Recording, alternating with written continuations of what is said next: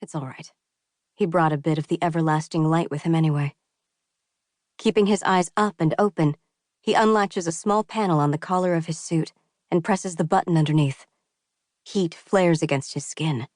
So bright, so fierce, so much like redemption. He has been drifting in the cold emptiness of space for so very long. A prayer rises, fervent to his lips, and a ripple of fire and light consumes him. His body crumbles into ash. The cave goes dark again, and the wind moans. Though no one knows it yet, the chase is on. 1. Stardate 0.0509 in the year 4031, under the rule of Emperor Atar Farashti. Stars and gods bless him and long may he reign. Location: in orbit around Apex on the best damn ship in the universe. Something crawled up into my skull and died. I've seen it happen before. Guy named Holder Octay. He was the best black market circuit hacker in the quadrant until one day all his craft just slipped out of his brain. He got this twitch in his leg he couldn't steady and his eyes started rolling back on the regular.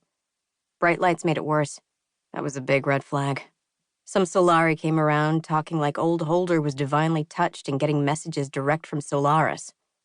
But I told Holder to wait before he went full profit and helped him splurge on a medbot instead. The android went up through Holder's nose and fished out this thing, about the size of a hangnail but with pincers and suckers that looked terrifying under a microscope. Memory worm. Little bastard was camped out in Holder's hippocampus. He'd picked it up doing an under-the-table job for a Ygrisil Merchants Guild on an abandoned planetoid. This is why I never fly a job without a med plan. Long story shorter, I bought that specimen off Holder, turned it over to the Explorer Society, got a badge for exotic plasmodium and a tidy infusion of credits, and have been dealing with low-grade memory worm paranoia ever since. This, though, this isn't some brain insect. This is thanks to the 13. That's our Alyssa Farshot, always breaking records, thank you very much. Juniper twists I drank last night. Which means I've got the same splitting headache and sensitivity to light that Holder had, but with an unwelcome coating of sticky sugar and bile gumming up my mouth. Nice, Alyssa. Real nice. I roll over on my cot and groan. Feel the cool laminate of my pillow against my cheek. Wait, not my pillow. Not my cot. I know that sensation and that burnt toast smell. I passed out on the galley dining table. Ugh. I don't want to open my eyes. Besides the supernova-sized hangover, I know what I'll see. A mess.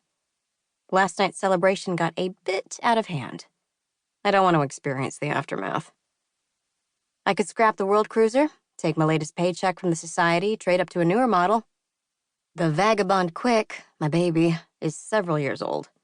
But she has some decent upgrades and is in way better shape than you'd think, given the hell I've put her through the past 3 years. Like that time we upstreamed a meteor shower on a bet with Natalia Koyen. Lost, but got farther than her anyway. Or when we almost got swallowed up by Sid, the sentient tar pit I interviewed on Ryden 4. That was a big one for the Explorer Society. First contacts always are. Or when we pulled a slingshot along the rings of Orpheus to outrun a crew of scavengers. My Vagabond. No way I'd toss out a ship this good. Not when we've earned so many of our bruises together. I peel open one eye, then the other. Streamers hang from the venting. My left boot is somehow up there too. A super wobbly dartboard has been drawn onto the bulkhead with red sauce. I think it's sauce. I hope it's sauce. The galley counter is a disaster zone of bottles and dirty dishes and a pot of what looks like orangey gray cheese. Did we try to make Fawarian nachos?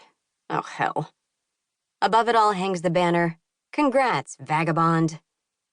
The congrats are for our recent successful circumnavigation of Tinus, an Explorer Society first. It's been an open challenge for a decade, ever since Tinus was added to the Empire. Traversing a planet with a bad case of volcanic acne, which, combined with unpredictable gravity fluctuations, leads to a weather phenomenon best described as sky avalanches. Yeah, not everyone's idea of a fun weekend. The Explorers Society had started giving out rewards simply for vids of the planet's surface, just to encourage members to get out there. I did them one better. Yes.